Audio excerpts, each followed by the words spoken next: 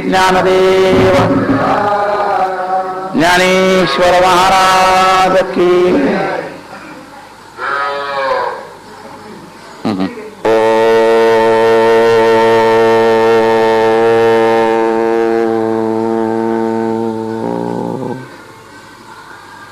ब्रह्मानंदं परमसुखदं केवलं ज्ञानमूर्तिं द्वन्द्वातीतं गगनसदृशं तत्त्वमस्यादिलक्ष्यम् एकं नित्यं विमलमचलं सर्वदि साक्षिभूतं भावातीतं त्रिगुणरहितं सद्गुरुं तन्नमामि। मूकं करोति वाचालं पङ्गुं लङ्घयते गिरिं यत्कृपात्तमहं वन्दे परमानन्दमाधवम्। नारायणं नमस्कृत्य नरं चैव नरोत्तमं देवीं सरस्वतीं व्यासं ततो जयमुदीरयेत्। गुरुर्ब्रह्मा गुरुर्विष्णु गुरुर्देवो महेश्वरः गुरुः साक्षात् परब्रह्म तस्मै श्रीगुरवे नमः। प्रपन्नपारिजाताय तोत्रवेत्रैकपाणये ज्ञानमुद्राय कृष्णाय गीतामृतदुहे नमः। वसुदेवसुतं देवं कंसचाणूरमर्दनं देवकी परमानन्दं कृष्णं वन्दे जगद्गुरुं। वंशी विभूषितकरान्नवनीललाभात् पीताम्बरादरुणबिम्बफलादरोष्टात् पूर्णेन्दुसुन्दरमुखादरविन्दनेत्रात् कृष्णात् परं किमपि तत्त्वमहं न जाने। पुण्डलीकवरदा हरिविठ्ठल श्री ज्ञानदेव तुकाराम ज्ञानेश्वर महाराज की जय। अखिल गुणनिधान सच्चिदानंद घन करुणावरुणालय भक्तवत्सल भगवान श्री पांडुरंगाच्या चरणावर मनपूर्वक साष्टांग अभिवादन करून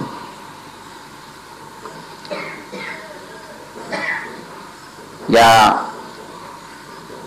धामनिवासामध्ये सत्संग निमित्त उपस्थित असणाऱ्या सर्व साधकांबद्दल सद्भाव प्रकट करून आपल्या चालू असलेल्या एका सुंदर विषयाचं चिंतन जे आहे अनुताप व्याख्येचं चिरंजीव पदातलं दुसरी ओवी आपली चालू आहे। त्याच्यातला शेवटच्या टप्प्यातला एक फार महत्त्वाचा शब्द विस्तारित करण्याचं काम चालू आहे। या वैराग्य शब्दापूर्वी अनुतापाबद्दलच्या दुसरी आणि तिसरी या दोन ओव्या आहेत, ज्याचं लिहिल्यात नाही। यानंतर चौथ्या ओवीत वैराग्य शब्द आलेला आहे पुढं। तर या दुसऱ्या ओवीतला जो शेवटचा तुकडा आहे या अनुतापाचं स्वरूप वर्णन करणारा नित्य मृत्यू लागला समीप न मानी अल्पदेह सुख, तर या सूत्रामधला न मानी शब्द जो आहे याचा विचार चाललेला आहे। घागर में सागर असे संतांचे शब्द असतात। तर मानणं या एकाच विषयाचा विस्तार सविस्तर काल आपण केला, त्याचा अजूनही आज पूर्ण विस्तार आज तासभर जरी झाला तरी झाला तर पुरा होईल, नाही तर उद्या एकही शिल्लक राहील। असा हा मानी शब्दाची गांभीर्यता जी आहे, तर मी याच्यात तुम्हाला काल सूत्र दिलं होतं की आपल्या अंतःकरणामध्ये मानण्याचा पक्केपणा चार करणाच्या समर्थनातून होतो: मन, बुद्धी, चित्त आणि अहंकार। मन समर्थन, बुद्धी समर्थन, चित्त समर्थन आणि अहंकार समर्थन, या चारीचं समर्थन मिळून जी गोष्ट मानली जाते ती फार पक्की असते एकदम, आणि ती काढणं अवघड आहे। आणि देह सुखाला आपण या चारीनं मानलेलं आहे। या देह सुखाची मान्यता आपली वरवर नाही, वरवर जर ती असती तर निघायला सोपं झालं असतं। पण देहाच्या संगतीत येणाऱ्या विषय पदार्थ, सामुग्री, व्यक्ती याच्या संयोगातून जे बरं वाटतं तेच सुख आहे अशी आपली मान्यता ही वरवर नसून या चारीच्या समर्थनात द्वारा आहे। हा आहे गहिराईचा महत्वाचा भाग। याला मनाचं पण समर्थन आहे, बुद्धीचंही आहे, चित्ताचंही आहे आणि अहंतेचं आहे। यामुळे या मान्यतेची नीव फार पक्की आहे। ती उखडताना याचा सपोर्ट कळला पाहिजे। तर यामध्ये एका शब्दात किती बारीक बारीक गोष्टी बसलेल्या आहेत. जसं सावधानी आणि चिंता या दोन्हीतला फरक आपण परवा पाहिला की हे जे आहे नित्य मृत्यू लागला समीप, या बाबतीत चिंता नाही करायची. चिंता भय निर्माण करेल, त्या भयातून मन दुर्बलतेचा रोग पैदा होईल. तर ही वस्तुस्थिती एकच गोष्ट पाहण्याचे दृष्टिकोन, सावधानी म्हणून आणि चिंता म्हणून या दोन्हीमध्ये खूप मोठा अंतर. सावधानी म्हणून पाहणं हे वैराग्याकडे नेणारं आहे आणि चिंता म्हणून त्या विषयाचं स्पर्श करणं. घटना एकच, नित्य मृत्यू लागला समीप हा सिद्धांत, पण याकडे पाहण्याचे जे दोन दृष्टिकोन आहेत त्या दोन दृष्टिकोनाचे परिणाम मात्र एकदम भिन्न आहेत. चिंतेच्या दृष्टिकोनातून जर तुम्ही त्याचं चिंतन करू लागलात तर भय निर्माण करेल, दुर्बलता निर्माण करेल, भवरोग वाढेल, असं विचित्र त्याचे परिणाम होते. आणि याच मुद्द्याला, या सिद्धांताला सावधानीच्या अंगानं चिंतन करायला लागलात तर ही सावधानी तुम्हाला अनुतापाकडे नेईल, अनुतापातून वैराग्याकडे नेईल आणि याच्यातून तुम्हाला चिरंजीव पदापर्यंत नेण्याचं निमित्त बनेल. एवढी शक्ती केवळ एक दृष्टिकोन परिवर्तित करण्यामध्ये आहे. तसंच आता ह्याच्यातला पुढचा टप्पा बारकाव्याचा, हे मानणं, याच्यातली गहिराई कळून मानण्याची जर गहिराई कळाली, अतिशय मोठा फरक. महाराज जीवनातलं फार मोठं मर्म कळणार आहे. प्रपंच का सुटत नाही, अनेकांना अनेक दिवस श्रवण करून ही जी महत्वाची समस्या आहे, प्रपंचाची आसक्ती सुटत नाही, ही महत्वाची समस्या आहे. जो आसक्त आहे त्याला सुटत नाही याच्याबद्दल काही तो प्रश्नच नाही, पण साधक आहे त्यांच्यासमोर हा प्रश्नचिन्ह आहे. सोडायची इच्छा असून सुटत नाही अशा अवस्थेमध्ये हे सापडलेले साधक आहेत. बरेचसे गृहस्थी साधक आहेत, त्यांना सोडावा वाटतच नाही कधी असं नाही, पण सुटत नाही ही आहे समस्या. तर या समस्येचं फार मोठं सूत्र या मुद्द्यात कळणार आहे की याला बळ कशाचं आहे, तर मानण्याचं बळ आहे. प्रपंच न सुटण्याला जे बळ आहे ना, हे सुख त्यात आम्ही जे मानलंय याचंच मुख्य बळ आहे, दुसरं काही नाही. आपण वस्तूचं बळ मानतो, पदार्थाचं मानतो, तसं नाही आहे. व्यक्तींचं मानतो, हे मायावी माणसं आहेत म्हणून सुटत नाही. त्याच्यामध्ये सुख ही जी आपली मान्यता आहे हिनं सगळं पकडून धरलंय. ही सगळी साईडची मुळं आहेत. महाराज काही झाडांची सगळी साईडची मुळं तोडले तरी झाड उभंच राहतं, कारण गानमुळांनी पक्क धरलेलं असतं, त्याला मुख्य मूळ म्हणतात ना. तसं ह्या झाडाचं न पडण्याचं मुख्य गानमूळ हे मान्यता. त्याच्यामध्ये जी सुखलब्ध सुखाची मान्यता आहे, सत्यत्वाची मान्यता आहे, ही मान्यता सगळं बिघडवते, हे लक्षात घ्या. मान्यता सुटली की सगळं सुटल फटकन. आणि म्हणून हा शब्द जो आहे खूप बारकाईनं आपल्याला चिंतन करायचं आहे आणि याच्यावर अभ्यास करायचा आहे आणि हे समजून घ्यायचंय. न समजलं तर शंका विचारा की महाराज हे अजून पूर्ण समजलं नाही, अजून विस्तार करू. एका व्यक्तीला न समजलं आणि त्याच्याकरता एखादा ज्यादा दिवस जरी गेला तर तो कारणी लागेल. त्याची खरी जिज्ञासा जर ती मिटवण्याची असेल तर त्याला समजावून सांगण्यामध्ये तो वेळ जरी गेला तरी ते कारणी लागेल, हे लक्षात घ्या. ते केवळ शब्द बुद्धीला कळले म्हणजे तुम्ही प्रसन्नता किंवा पटल्याची भावना का दाखवू. अडचण मूळ प्रॅक्टिकलमध्ये काय डिफिकल्टी आहेत, आचरणात तुम्हाला काय अडचण येते, याच्यावर शंका समाधान चर्चा करा, चिंतन करा, त्याच्यावर प्रश्न विचारा.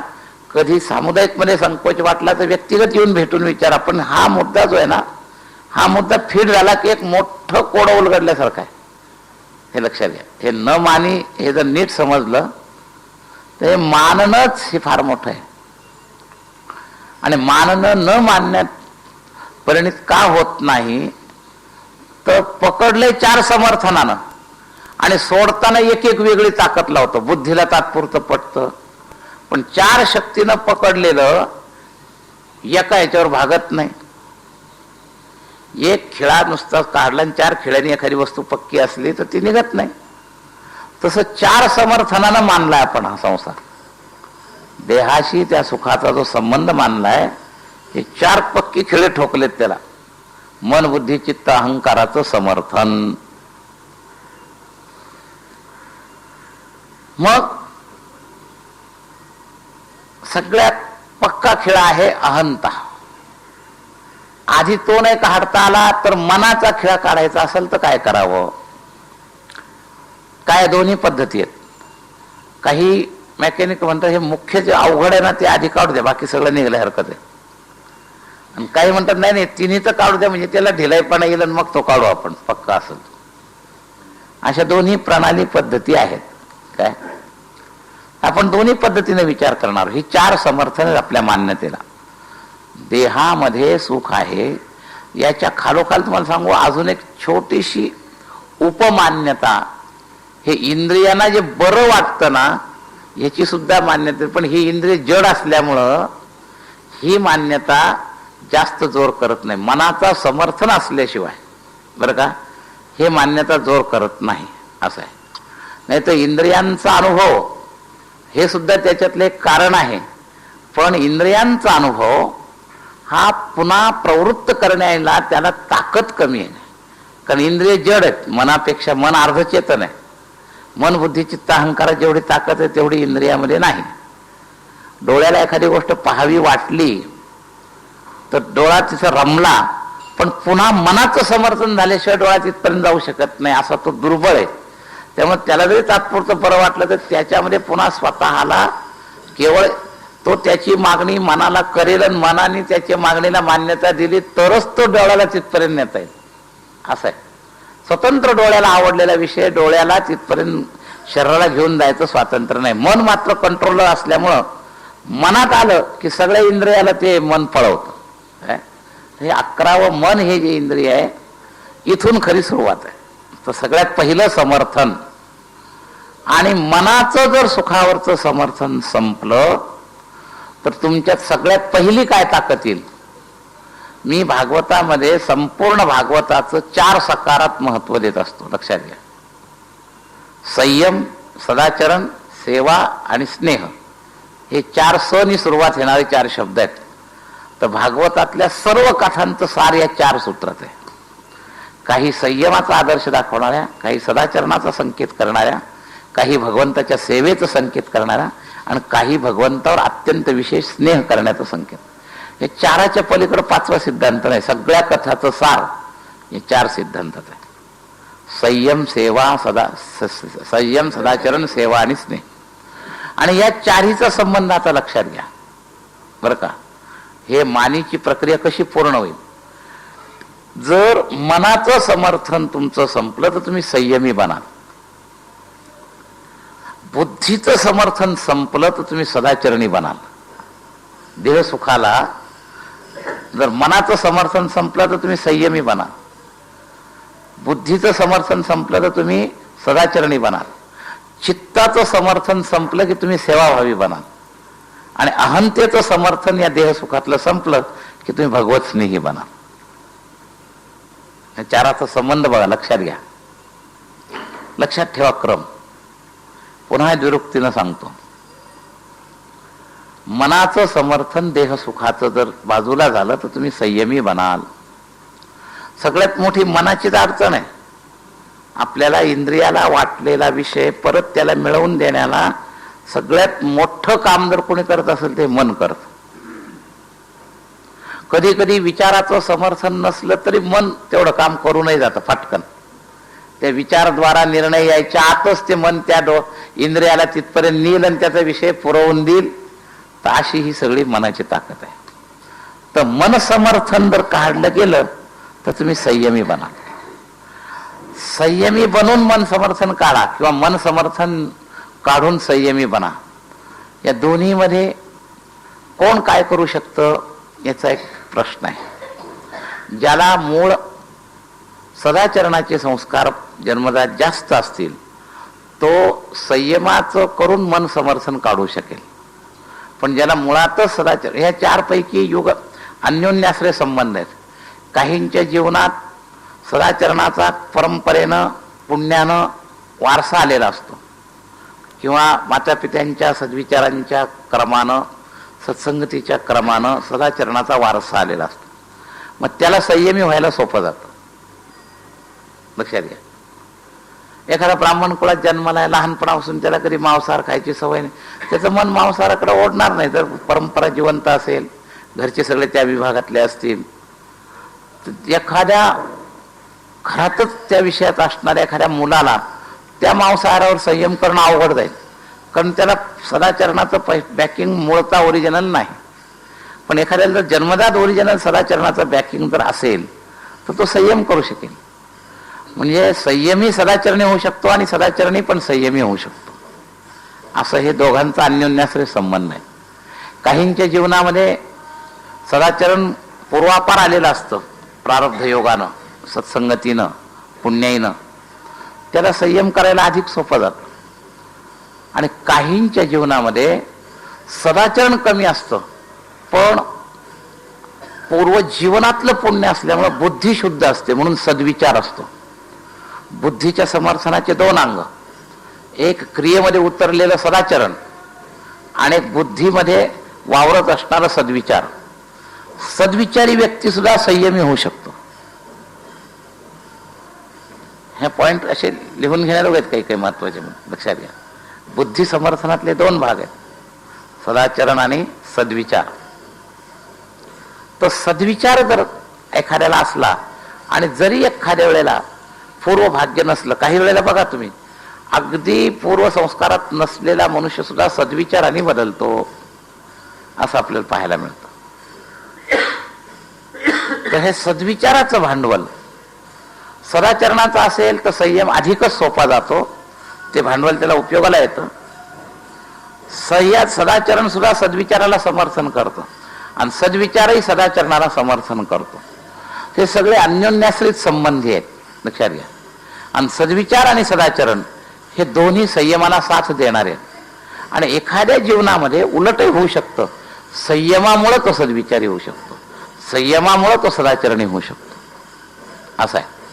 एखाद्याला जन्मजात पूर्व प्रारब्ध सदाचरणाचं मिळतं आणि एखाद्याला संयमाचं वातावरण अचानक पूर्व पुण्यानं प्रगट होतं. म्हणजे असतो दारुड्या, पण आला इथं 4 महिने काढायला आणि आश्रमात राहिला, संयमाचं वातावरण मिळालं. पूर्वसंस्कार नाहीत, पूर्व प्रारब्ध नाही, परंतु या वातावरणाचा परिणाम तो संयमी बनतो. करणीचं त्याला न करायचे नाही. आणि समजा त्याला पचलं तर तो संयम पचला तर तो सदाचरणी बनतो. आणि संयमी सदाचरणी झाला तो सद्विचारी बनतो. या तिन्हीचा क्रम असा एकमेकाशी उलट पालट आहे. सद्विचारी सदाचारी बनू शकतो, सदाचारी सद्विचारी बनू शकतो, आणि सदाचारी आणि सद्विचारी दोघंही संयमी बनू शकतात, आणि संयमी सुद्धा सद्विचारी आणि सदाचारी होऊ शकतो. हा, देहसुख संयम शब्दाचा मूळ इथं संबंध कशाशी, न मानीस इथं चिंतन जे चाललेलं आहे, ज्या कृतीला पदार्थाला तो सुख म्हणून त्याला चिकटलेला आहे. म्हणजे आपण आता चांगलं पदार्थ खाण्याला चिकटलो, चांगली वस्तू पाहण्याला चिकटलो, इथपासून तर मग कामभोगापर्यंतच्या अंतरंग वासना विषयापर्यंत सगळे, या सगळ्याला मनाचं समर्थन आहे तोपर्यंत संयम हुकतो. शास्त्राचरण सुद्धा पाळलं का जात नाही, तर मन संयम पहिल्यांदा सुटलेला असतो. ज्याचं मन संयम नाही ना, त्याला हे न मानी साधणं अवघडच आहे. सगळ्यात म्हणजे संयम जे आहे, संयम कशाशी असतो तर इंद्रिय आणि सामुग्री याच्या संबंधाबाबतीत संयम हा प्रकरण आहे. बहिरंग संयम आणि अंतरंग संयमामध्ये मनसमर्थित संयम कोणता आहे तर बहिरंग संयम. म्हणजे ही पंचज्ञानेंद्रिय द्वारा जे पंचविषयाचा जो संबंध येतो तो अगदी स्वल्प संबंधापासून अंतरंग आसक्तियुक्त संबंधापर्यंत, हा सगळा संबंध तो शास्त्रानुसारी कंट्रोल करू न शकणं याचं नाव असंयम. इंद्रियांनी मागितलं की तिकडे जाणं, प्रवचनाला आलोय, ऐकलंय, भागवतात टीव्ही पाहणं योग्य नाही, पण तिथं गेलं ते बटन टीव्ही दिसला की बटन दाबलंच, हा असंयम झाला डोळ्याचा. काय म्हणजे बुद्धीनं स्वीकार केलाय, बुद्धीमध्ये विचारद्वारा त्याच्यावर संस्कार झालाय, तरीही कृतीमध्ये येऊ शकत नाही. अशा फार गोष्टी प्रत्येकाच्या जीवनात असतात. प्रत्येकाच्या जीवनात असतं. आता तमोगुणाचा आळस, सकाळी उठावं सगळ्या साधक ऐकतात संतांकडून, पण प्रत्यक्ष उठायच्या वेळेला ते अंथरुणावर झोपेत बरं वाटतं. हा असंयम आहे, लक्षात घ्या. तर इंद्रियाधीन होऊन ज्या ज्या वस्तू व्यक्ती पदार्थाचा संबंध जो आहे तो भोगयुक्त संबंध जो वाटतो, सुख आहे याच्यात, त्याला त्या झोपण्यामध्ये काय वाटतंय? सुख वाटतंय. टीव्हीनं ते डोळ्याचे चित्र पाहण्यात त्याला काय वाटतंय? सुख वाटतंय. कानानं अमुक गोष्ट ऐकण्यामध्ये त्याला सुख वाटतंय. न मानी अल्प देह सुख. इथं हे ज्या देहाला ज्या विषय भोगामध्ये सुख वाटणं हा असंयम, लक्षात घ्या. आणि त्याला सगळ्यात मुख्य कंट्रोलर आहे मन. हा मनाचा कंट्रोल जर नसला तर विचारात आलेली गोष्ट सुद्धा आचारात येत नाही. एखादा जीव असा असू शकतो की विचारातली प्रत्येक गोष्ट त्याच्या आचारात येते. त्याचं क्रम, त्याचं जे मशिनरी आहे ते जरा दुरुस्त आहे असं समजायचं. आम्ही सांगत असतो की ह्या शरीराचा एक डायग्राम आहे. या शरीराच्या डायग्राम मध्ये जसं एखादं यंत्र अति सुव्यवस्थित जर असलं तर ते फायरिंग वरून लक्षात येतं. तर शेवट असंयम हे फायरिंगचं सूत्र आहे, लक्षात घ्या. हे टायमिंग त्याचं ठीक आहे का नाही हे त्या ह्याच्यावरून कळतं. त्याच्या जीवनाच्या संयमी असंयमी जे वागणं आहे ह्याच्यावरून त्या फायरिंग आहे. हे सगळं संयम म्हणजे शेवटचं फायरिंग आहे. तर ज्याचं जीवन संयमी झालं त्याच्यामध्ये रचना काही प्रमाणात ठीक आहे. तर कसं? तर जसं आपली रचना जी आहे या देहाची, मानवाची रचना जी केलेली आहे, हा मानव सच्चिदानंद पदवी घेण्याच्या लायक होऊ शकतो इतकं सुंदर हे मशीन बनवलेलं आहे. पण हे मशीन त्या वेगानं जाण्याकरता त्याचं कंट्रोलिंग कसं पाहिजे? आत्म्याच्या ताब्यामध्ये अहम ही सगळी अंतःकरणं जी आहेत हे आत्मानुशासनी पाहिजे. आत्मवशेर विधेयात्मा गीतेचं वर्णन. प्रसादमध्ये गच्छती. सर्वात उत्कृष्ट जीवन कोणाचं आहे? तो जो आत्मवश आहे. आत्मा म्हणेल तेच अंत अहंता त्याची जनते. तिची जी अहंता असेल त्याप्रमाणेच चित्त निर्णय घेतं, आणि चित्त निर्णय घेतं त्याप्रमाणेच बुद्धीचं आचार करण्याची, विचाराची दिशा असते. आणि बुद्धीच्या विचाराची दिशा असेल तीच मनाच्या संकल्पाची दिशा असते. असं क्लिअर जर असलं तर ते मशीन क्लिअर आहे असं समजा. काय पण आपल्या मशीनमध्ये उलट पालट आहे. कधी मन जोर करतं, म्हणजे जसं वायूर नाव मिवाम म्हसा, एखादी नाव जशी हवा ओढून नेते पाहिजे त्या दिशेला, तसं आपण कधी कधी आपल्या मनाच्या ताब्यात राहतो, इंद्रिय राहत नाही. इंद्रिय बुद्धीच्या ताब्यात राहत नाही, बुद्धी चित्ताच्या ताब्यात राहत नाही, चित्त अहंतेच्या ताब्यात राहत नाही, आणि अहंता आत्म्याच्या ताब्यात राहत नाही. असा उलटा क्रम आहे आपला. आणि योग्य दुरुस्त कंडिशन मधलं मशीन कोणतं? की ज्याच्यामध्ये आत्म्याच्या ताब्यात अहंता आहे, अहंतेच्या ताब्यात चित्त आहे, चित्ताच्या ताब्यात बुद्धी आहे, बुद्धीच्या ताब्यात मन आहे, मनाच्या ताब्यात ज्ञानेंद्रिय आहेत, आणि ज्ञानेंद्रियाच्या ताब्यात कर्मेंद्रिय आहे. अशी ज्याच्या जीवनाची कंट्रोलर व्यवस्था आहे बरोबर, ते मशीन जे आहे ते स्थितप्रज्ञ. आणि असं जर असेल तर तो आत्मा विषयात संतुष्ट राहणार नाही. आत्मनिएव आत्मना तुष्ट स्थितप्रज्ञस्तदोच्यते. आपल्या आत्म्याला चित्ताच्या मागं ओढलं जातंय. हा ओढला गेलेला आहे म्हणजे आत्म्याचं स्वसामर्थ्य जिवंत नाही, तो परवश झालेला आहे, चित्ताच्या ताब्यात गेलेला आहे. आणि ह्या उलटा ताबा झाला की कंडिशन बिघडली. जन्म मरणाची चक्कर आहे हे याच्यात आहे, आणि हे चक्कर समाप्त होईल. आत्मवश जीवन झालं की तो स्थितप्रज्ञ होईल, आणि स्थितप्रज्ञ झाला की येशाम ब्राह्मी स्थिती पार्थ नैनाम प्राप्तव्य मुनियती स्थित्वा स्यामंत कालेपी ब्रह्मनिर्वाण मृत्यू. हे असं हे आपल्या याचा शरीराचा डायग्राम आहे. आणि तो समजून घेत असताना आपल्याला हे न मानी शब्द समजताना या तीन गोष्टीचा विचार आधी उपयोगात आणा. या अनुतापाच्या दिशेने जायचं असेल तर सद्विचार, सदाचरण आणि संयम या तीन गोष्टी पहिल्यांदा आचरणात आणायच्या. नंतर मग पुढचा आहेत टप्पे. पण पहिल्यांदा न मानी करता, मन संयम ठीक होण्याकरता ह्या तीन एकमेकाच्या आधाराची साधन आहेत. काय या तीन पैकी तुम्हाला एक तरी निश्चित प्राप्त आहे हे लक्षात घ्या. साधक जीवनामध्ये या तीन पैकी एक गोष्ट मिळालेली असते. संयमी शक्ती असते किंवा सदाचरणी शक्ती पूर्वपारंतेनं असते किंवा गुरुपरंपरेनं असते किंवा सत्संगतीनं असते किंवा सद्विचार शक्ती असते. पण यापैकी एकही नसेल तर तो परमार्थाच्या दिशेला येऊ शकत नाही. तर कोणत्या तरी एक दिशा त्याला मिळते म्हणून तो परमार्थाच्या दिशेला येतो. तर जी आपल्याला मिळालेली आहे जी सोपी आहे तिचा उपयोग आधी करा. सद्विचार मिळालाय का, मग पुन्हा पुन्हा पुन्हा पुन्हा सद्विचार करून सदाचरणाच्या दिशेनं गती घ्या, संयमाच्या दिशेनं गती घ्या. सदाचरण मिळालंय का भाग्याने, मग तरी त्या सदाचरणाला अधिक अग्रेसर करून सद्विचाराचा सपोर्ट करा आणि संयमी बना. जे कमी आहे ते बनण्याच्या मागे लागा. तिन्ही पूर्ण नाहीये म्हणून संयम बिघडलाय. या तीन जर पूर्ण असतील तर संयम बिघडणारच नाही. जवळ सद्विचार असेल आणि सदाचार असेल तर संयमामध्ये सहज सफलता होईल. काय ओरिजिनल एखाद्या शिष्य परंपरेनं मोठ्याच्या संगतीमुळं सद्विचार सदाचरणाच्या आधी सुद्धा संयम येऊ शकतो, लक्षात घ्या. पण तो संयम सुद्धा पूर्ण झालाय हे कधी समजायचं की संयम आलाय पण सदाचरणी झालोत का, आपण सद्विचार झालेत का, तर संयमाचा अंग पूर्ण झाला. नुसता काही क्रियात्मक संयम आलाय पण सद्विचार आणि सदाचरण नसेल तर ती संयमाची अधुरेपणा आहे. संयमाचा अधुरेपणा पूर्ण कधी झाला तर सद्विचार सदाचरण आणि संयम हे तिन्ही त्रिकोण आपल्या जीवनात बसला की आपला संयम पूर्ण झाला. मग आपण मन समर्थन देह सुखाबद्दलचं सोडू शकू ठरवल्याबरोबर.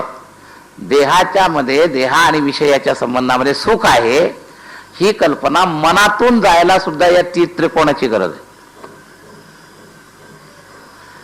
आता एवढं संयम झालं तर सदाचरण हे बुद्धीचं प्रकरण मी सांगितलं. आता मन आणि बुद्धी एकमेकाचं संबंधित आहे म्हणून पूर्ण सदाचरण याच्यात संयम अंतर्गत आहे आणि पूर्ण संयम याच्यात सदाचरण अंतर्गत आहे. लक्षात घ्या, सदाचरण निहितच आहे संयमामध्ये.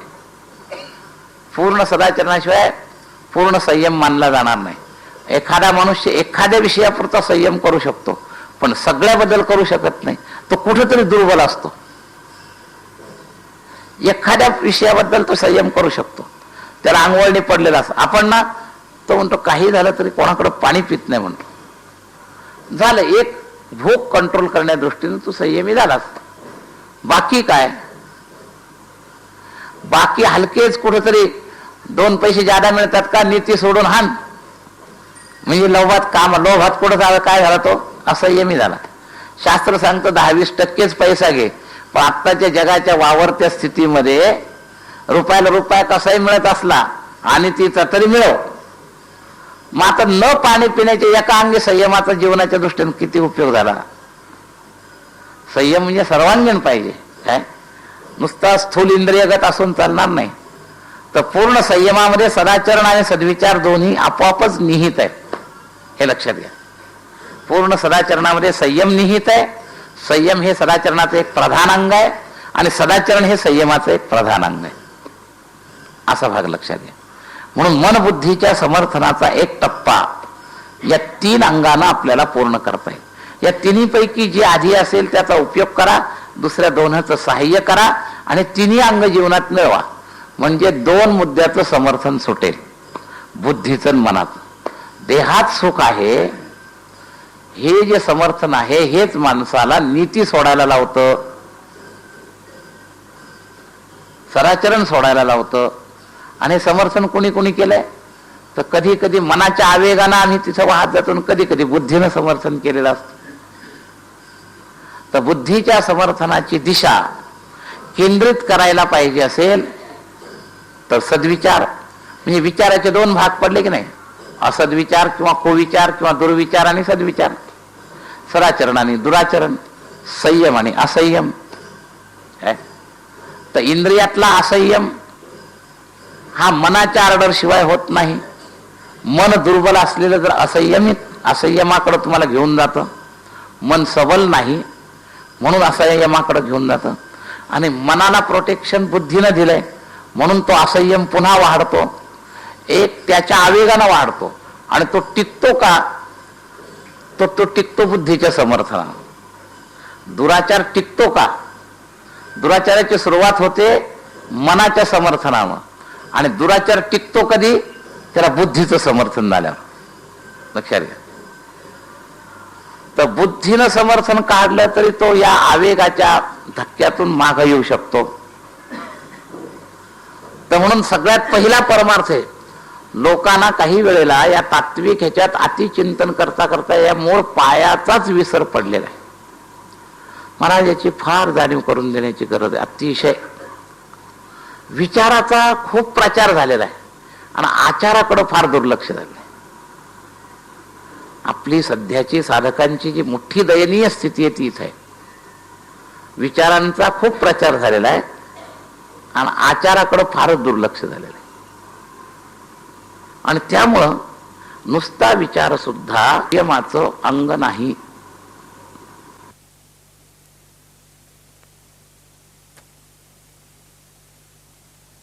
काय त्या विचाराला किंमत आहे मला काही कळतच नाही. हे जे इतकं जे तफावत दिसते नाही, या तफावतीचं कारण गुरु लोकांचं लक्षच नाहीये या विभागाकडं. त्याच्या खऱ्या कल्याणाची जिज्ञासा नाहीये. खऱ्या कल्याणाची जिज्ञासा असेल तर त्याचं बरोबर लक्ष पाहिजे की सदाचरण याच्या अंगी उतरलंय की नाही. आणि याला दोन कारण आहेत. याला दोन कारण कधी कधी आज मोठी खेदाची गोष्ट आहे, कलीचा वारा वक्त्यांवर सुद्धा प्रभाव झाल्यामुळे त्याच्याच जीवनात पूर्ण सदाचरण नाही. त्या वक्ता श्रोता काय आदर्श घेणार हा प्रश्न आहे. वक्त्याच्या बरोबर कीर्तनाला जातो, ते जर हॉटेलात भजी खात बसतात तर ते टाळकऱ्यांना श्रोत्यांना काय त्याच्याबद्दल वाटणार आहे पुढं? आपल्या जीवनात याची गरज आहे संयमाची, हा विचारच कधी राहणार नाही. अन्नशुद्ध सत्वशुद्धी सत्वशुद्ध ध्रुवा स्मृती ही याचा काही आपल्या सगळ्या कार्य आपल्या शरीराच्या समाधानाच्या प्रक्रियेशी काही संबंध आहे हे जर त्या डोक्यात आचार्याच्याच नाही तर ते खालच्या फॉलोअर्स लोकांच्या काय येणार आहे असा प्रश्न आहे. तर मूळ मुद्दा आहे, याच्यावर गंभीरतेने विचार करा. देहामध्ये सुख नाही हे नुसतं बुद्धीत घुसून भागणार नाही. आचरणात येण्याकरता हे तीन पाये खांब पक्के करावे लागतील: संयम, सदाचरण आणि सद्विचार.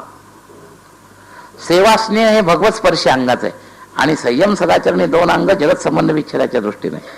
तर सद्विचार आणि संयमाच्या साह्यानं सदाचरणाचं पूर्ण आचरण आपल्या जीवनात उतरलं पाहिजे. तेव्हा आपण न मानी अल्पदेह सुख हा पेपर पास करू शकतो, तोपर्यंत नाही होणार. तर न मानी अल्पदेह सुख याचे दोन अंग आहेत. तर त्यातलं एक अंग जे आहे हे जगत संबंधाबाबतीत आहे, ते मन बुद्धीच्या समर्थनाने. हे लक्षात घ्या.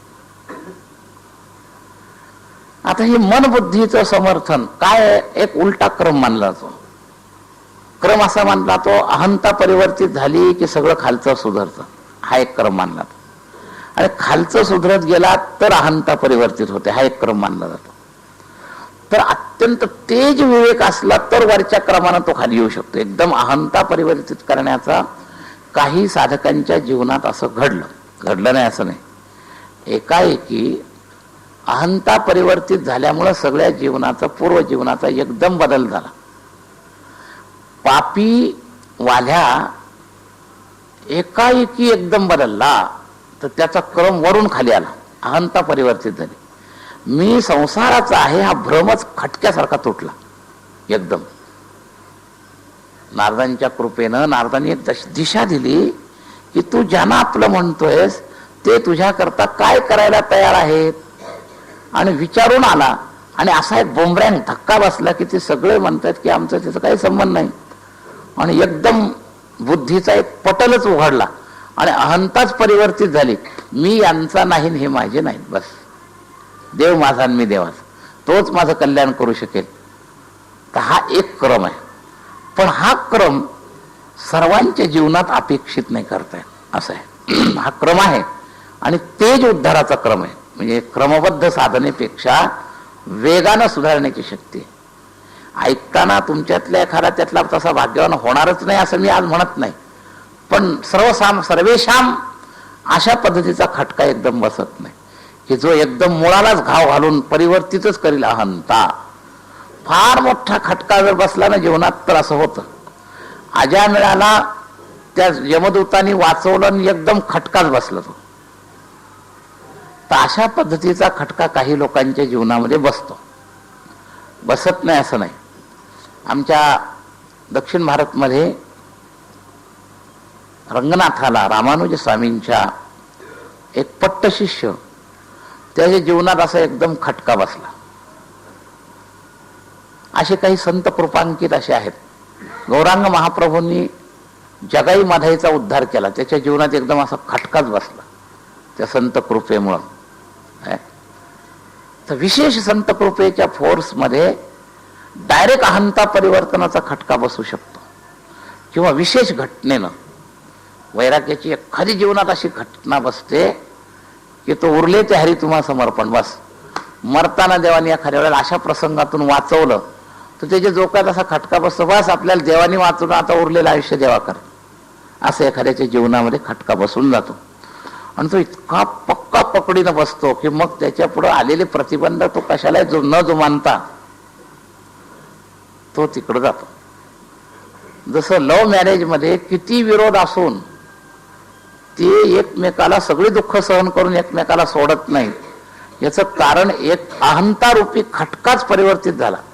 बाकी कोणी माझे नाही, ही व्यक्ती माझी मी हीच आहे बस. आणि त्यामुळे त्याच्यात असं एक सामर्थ्य येतं, तो गरिबीला तोंड द्यायला तयार असतो, बदनामीला तोंड द्यायला तयार असतो, काय वाटेल ते करायला तयार असतो. ही एकदम ताकद त्याच्यामध्ये येते. तर हा जसा आसक्तीच्या खटक्यानं एवढं मोठं दिसतं, तसं भगवत आसक्तीच्या निमित्तानं परमार्थिक जीवनामध्ये असा जर खटका बसला तर हे न मानी अल्पदेह सुख याचं आचरण तत्काल सुद्धा होऊ शकतं. म्हणजे हे जे मानीचे मी 4 समर्थनं सांगितले, 4ही एकदम तुटू शकतात खटक्यात एकाएकी. पण आपण सर्वेशाम हे भाग्य नसल्यामुळे 4हीचा आपण वेगवेगळा अभ्यास करतो, ते लक्षात घ्या. हे काही प्रत्येकाच्या जीवनात हा खटका बसत नाही बरं का. थोडंसं पूर्वभाग्य म्हणा किंवा संत कृपा म्हणा, असं काहीतरी एक जादा सामर्थ्य त्याला जर मिळालं तरच असा एखादा खटका बसतो आणि त्या खटक्याचा परिणाम होतो. त्या रामानुजांच्या त्या प्रधान शिष्य जो झाला, एकेकाळचा त्या भागातला अत्यंत जबरदस्त दरोडेखोर, आणि तो परिवर्तित झाला. रामानुजांनी एक खटका बसवला त्याचा.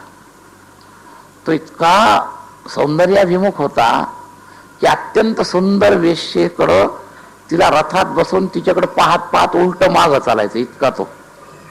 आणि ते रामानुजांनी ते सगळं पाहिलं आणि त्यानं दया आली, काय हे.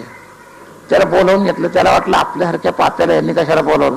म्हणजे मी काही येऊ शकत नाही, मी दारुड्या आणि हे असा माणूस, आणि मी हे सोडून तर येऊ शकत नाही. त्यामुळे काय नाही, तू आहे तसा ये.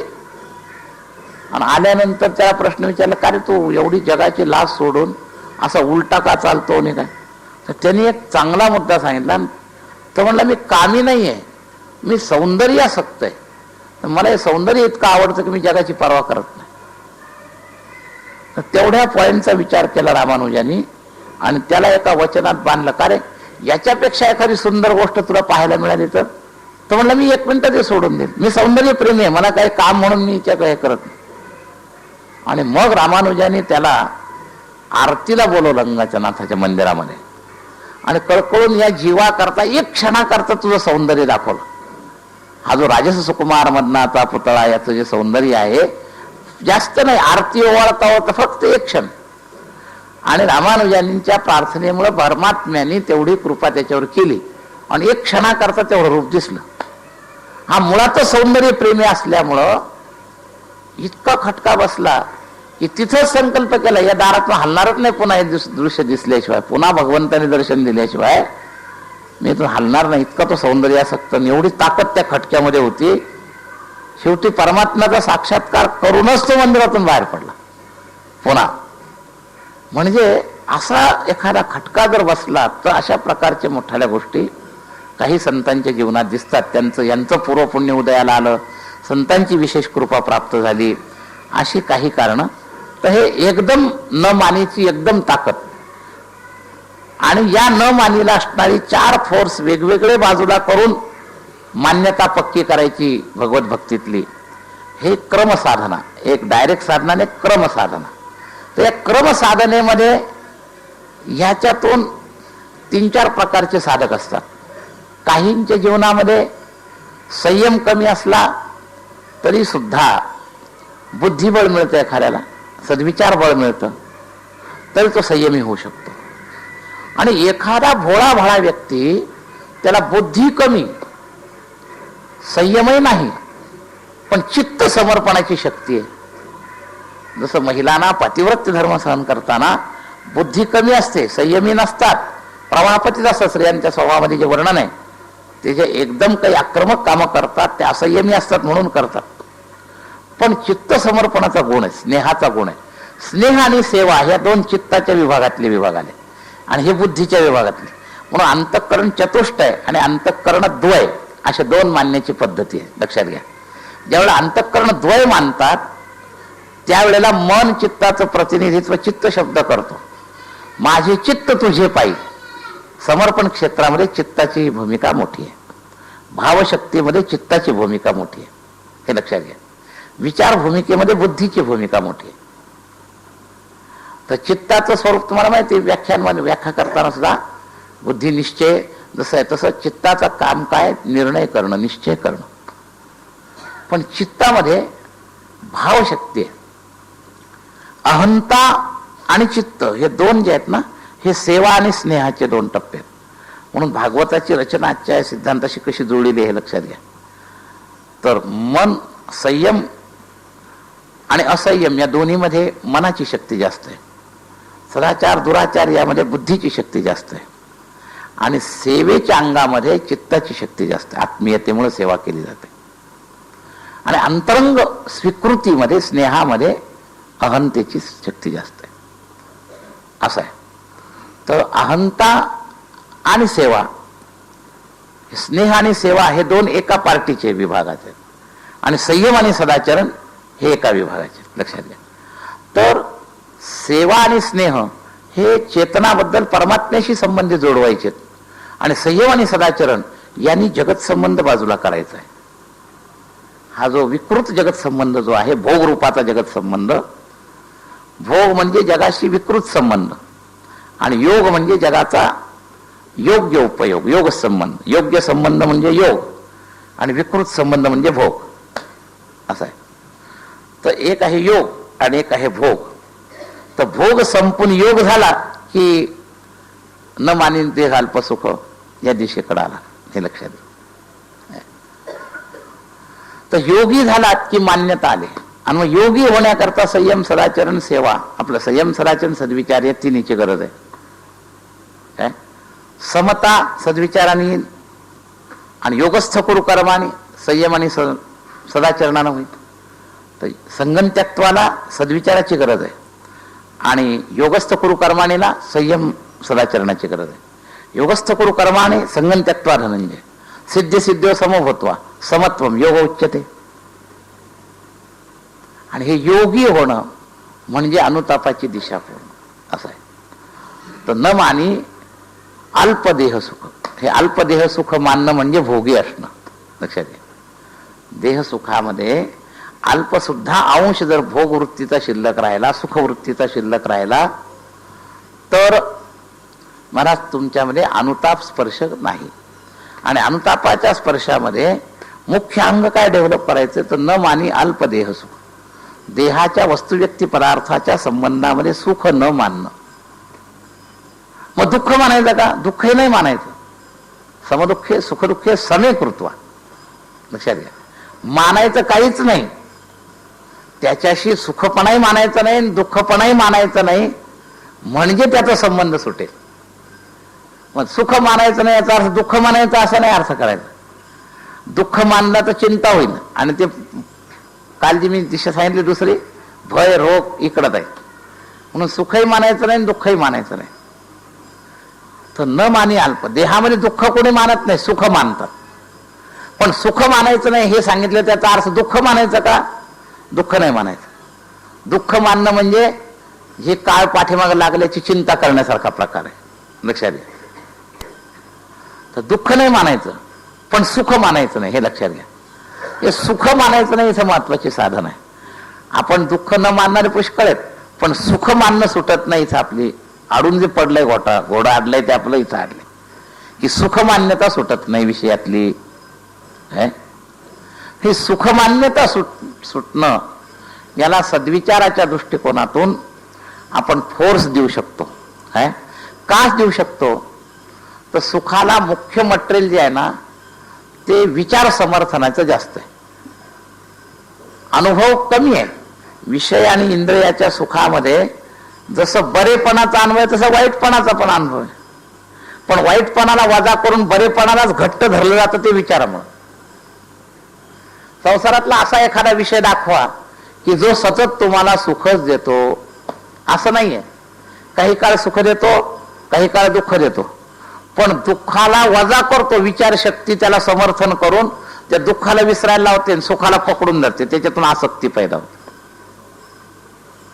आसक्ती जी पैदा होते ती त्याच्यातून पैदा होते. नाही तर संतांचं जे म्हणणं आहे ना की विषयाच्या सुखाचं, विषयाचे समसुख बेगडाची बाहुली अभ्राची सावली जाईल लया, पाहता जवा पाडे आणि दुःख पर. अगदी वाईटातलं वाईट उदाहरण तुम्हाला जर दिलं, गृहस्थी लोकांना पती पत्नी सुखाचा काळ किती आणि त्याच्याकरता सगळा प्रपंचाचा बोजा ओढावा लागतो, त्याचा काळ किती.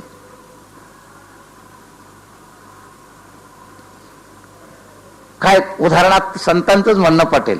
काय सुख पाहता जवा पाडे दुःख पर्वता एवढे. पण मुद्दा असा आहे की हे जे क्षणभर सुख जे इंद्रियाला मिळतं विचाराने त्याला समर्थन दिलेलं आणि त्यामुळं त्या दुःखाकडे दुर्लक्ष करून त्या सुखाकरता तुझं चिकटून राहतो. ते विचार समर्थन मध्ये, मानीमध्ये, मानण्यामध्ये मनापेक्षाही जास्त प्रबल शाखा जर असेल तर बुद्धीचं समर्थन. हे न मानी शब्दामध्ये चारींचं समर्थन आहे हे खरं आहे, पण यातलं जास्त जोरदार समर्थन कशाचं आहे? बुद्धीचं समर्थन. हे तुम्ही लक्षात घ्या. आणि म्हणून सद्विचारानं बुद्धीच्या समर्थनाला थोडा सुरुंग लावता येतो.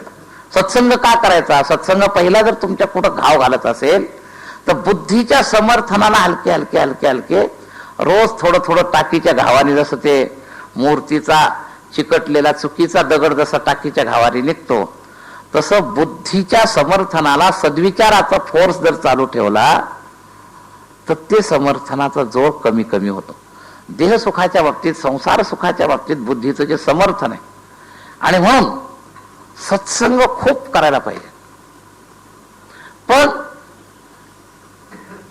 कोरड होता कामा नये, भोगी होता कामा नये. शब्दाचा उपयोग झाला पाहिजे, उपभोग नाही. काही लोक या सत्संगाचे भोगी बनतात.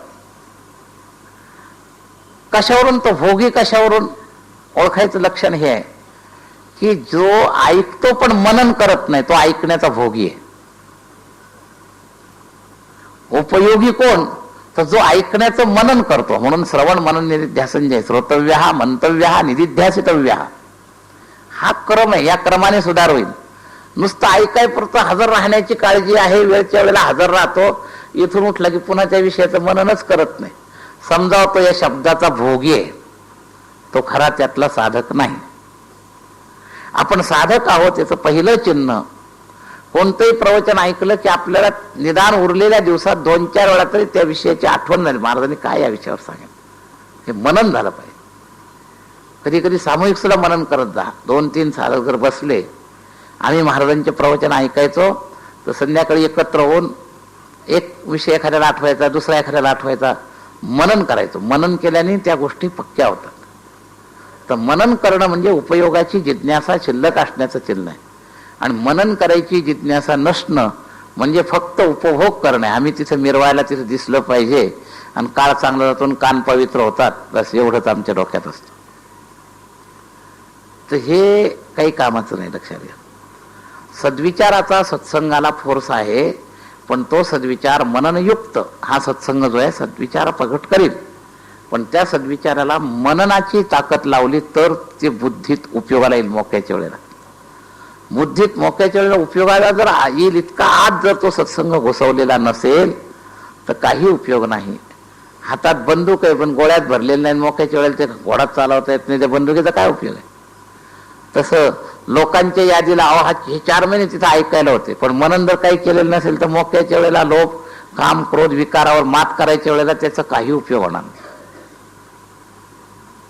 आणि म्हणून ती नुसती बंदूक ठेवून उपयोग नाही, ती साफ पाहिजे. त्या गोळ्या रोज तिथं साफ केलीच पाहिजे. घोडा नीट चालू ठेवला नाही तर आयत्या वेळेला घोडाच अटकून जायचा. आईलिंग लक्ष नाही घातलं काय उपयोग आहे त्याचा. तर तसं नुसतं देहानी प्रवचनाला हजर राहून न मानीपणा पक्का होणार नाही. मी जे जे सांगतो त्याच्यावर विचार करायला शिका, मनन करा घरी. आपल्याला नेमकी काय अडचण आहे, कोणता विचार आपल्या या विचाराला टिकू द्यायला अडचण करून राहिला. असं असतं काही आपल्या मनात असे धारणेचे पक्के विचार असतात की तो विचार याला फेकून देतो बाहेर गेला. महाराजांनी सांगितलं पण सगळं कुठं जमत असतं का, आपण गृहस्थी माणसं एवढं कुठं जेवढं जमल तेवढं करावं. पहिलंच आपलं ते असं गृहीत धरून चाललेलं असं, ते करू देणार नाही, मग न मानीचा प्रक्रिया पूर्ण होणार नाही. तर समर्थन जे आहे निश्चयाचं धारणेचं समर्थन नसावं, विचारांचं समर्थन नसावं. सद्विचार पूर्ण नील अवस्थेमध्ये उपयोगात आणावा. पहिल्यांदा डोक्यात घुसू द्यावा नीट, आणि नंतर त्याच्यावर मनन करून तो उपयोगात आणण्याच्या दृष्टीनं जर त्याचं हे केलं तर ही न मानीची आचार पूर्ण होईल. नाही तर नाथानी न मानी म्हणलंय, आम्ही त्याची आवृत्ती करतो. रोज चिरंजीव पदाचा पाठ करायला लागतील लोक. महाराजांनी हा महत्वाचा ग्रंथ सांगितला, रोज पारायण करायला लागतील. सामान्यत्वानं पुण्य जरूर होईल, वाया जाणार नाही, परंतु ज्या वेगानं त्याचा परिणाम व्हायला पाहिजे इतकं मार्मिक साधन जे आहे ते प्रत्यक्ष उपयोगात यायला नुसतं पारायण पुरणार नाही, हे लक्षात घ्या. तर याच्यातलं एक एक अंग अंगी बांधलं पाहिजे. तर या अंगी बांधण्याच्या दृष्टीनं तुम्ही विचार करा. न मानी, हे न मानीचं सूत्र आहे सद्विचार, संयम आणि सदाचरण. हे न मानीचा मुख्य फोर्स आहे, हे लक्षात घ्या. देहसुख न मानीचा हा मुख्य फोर्स आहे. आणि मग सेवा आणि स्नेहामुळे भगवंताचं जर जोड झाला तर पुढची जी खालची ओळी तुम्हाला लागणार आहे की नाही, नरदेह किमर्थ निर्मिला, मग ती शास्त्रवाक्य उपयोगाला येतील. सच्चिदानंद पदवी घेणे मनुष्य देहाचे निज्ञाने, याकरता मनुष्य देह निर्मिला आहे. येच देही घडे देवाचे भजन, याकरता हा देह निर्मिला आहे. काय दिलेंद्रिय हात पाय कान डोळे मुख बोला या वचन या संतांनी या देह निर्मितीचं कारण हे सांगितलंय, जेणे तू जोडसी नारायण नासे झोपण भोरो.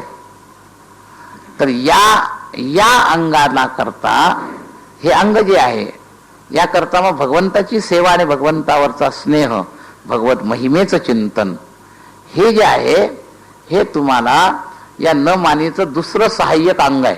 पण पहिलं सहाय्यक अंग आहे ज्याला आम्ही मानलंय त्याला न मानणं, म्हणजे मानण्याविषयीचा व्यर्थपणा पहिला चिंतन झाला पाहिजे. आणि व्यर्थपणा जर चिंतन व्हायचं असेल तर संयम सद्विचार आणि सदाचाराचा फोर्स त्याला द्यावा लागेल. तर संयम सदाचार आणि सद्विचार हे तुम्हाला बुद्धीद्वारा आणि मनद्वारा या न मानीला साथ करणारे हे 3 साधन आहे. तोपर्यंत हे देहात सुख मानल्याशिवाय आपण राहणार नाही. या 3 साधनाचा फोर्स जर दिला तर आपण देह सुख मानणार नाही.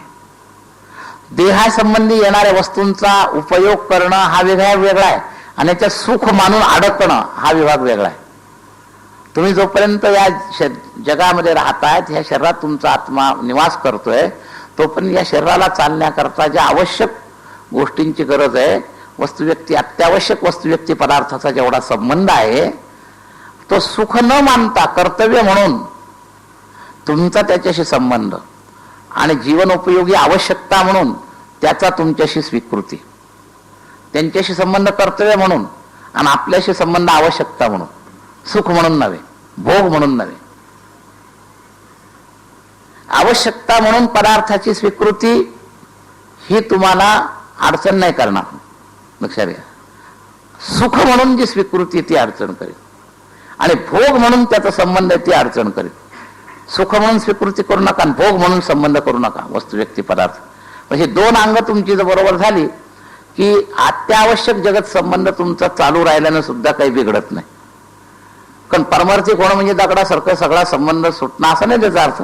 दगडाचाही वस्तू व्यक्ती पदार्थाशी संबंध काही नाहीये. मग काय दगड व्हायचे का परमार्थिक म्हणजे? तसं नाहीये.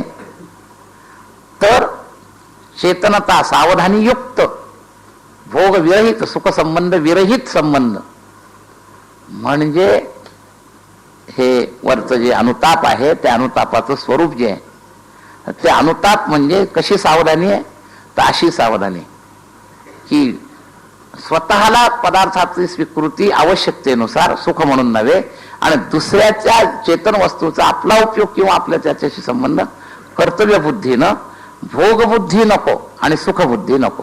कर्तव्यबुद्धी आणि आवश्यकता या दोनच संबंधातून जगत संबंध झाला पाहिजे म्हणजे अनुताप क्रिया चालू झाली. अनुताप करायचा म्हणजे दोन विभाग टाळायचे आणि दोन विभागांनी जगत संबंध ठेवायचा.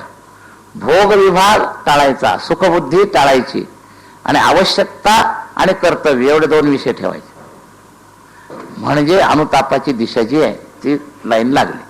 आणि या दोन पद्धतीनं जगत संबंध ठेवण्याकरता जी जी विचाराची धारणा आहे त्याचं नाव अनुताप.